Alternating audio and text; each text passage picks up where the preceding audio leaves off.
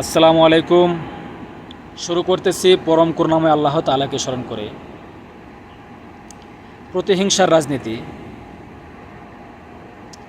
গণভবন কারো বাবার কিনা 2 বিঘা জমি নয় যে যখন তখন যেখানে ইচ্ছা সেখানে নাঙল চালিয়ে দিবেন। এটি একটি রাষ্ট্রীয় প্রতিষ্ঠান। এটি বাংলাদেশের একটি সম্পদ।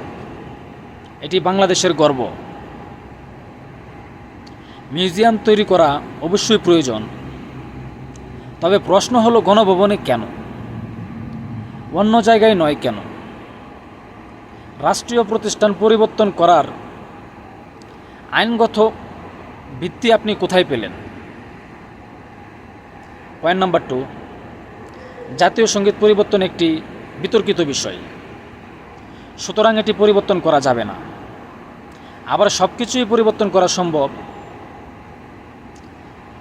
জনগণের চাওয়া পাওয়ার উপর। জনগণের মতামতের উপর ভিত্তি করে সব কিছুই পরিবর্তন করা সম্ভব। 1971 সালে স্বাধীনতা মুক্তিযুদ্ধের উপর কোনো কিছুকে অধিকতর গুরুত্ব দেওয়া যাবে না। বৈষম্য বিরোধী ছাত্র আন্দোলনের ছাত্রছাত্রী ও সাধারণ জনগণের সরলতাকে পুঁজি করে বেআইনি কোনো পদক্ষেপ নেওয়া যাবে না।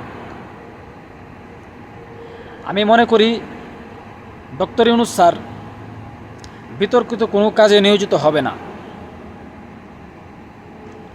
আমি আজকে যেই বিষয়গুলো উল্লেখ করেছি, বিষয়গুলোকে আপনি আমলে নিন,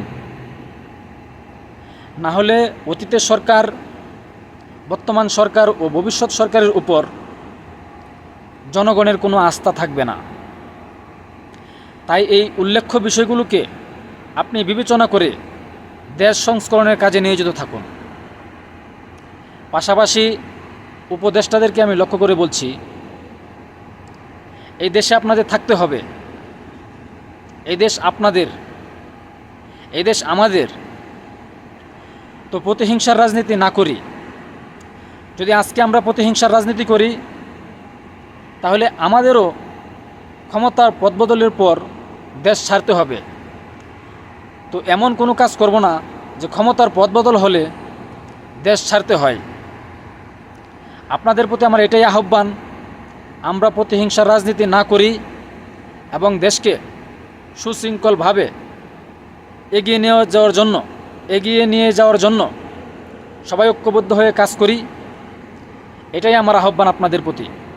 জয় বাংলা, জয় হোক বাংলার জনগণের। আসসালামু আলাইকুম।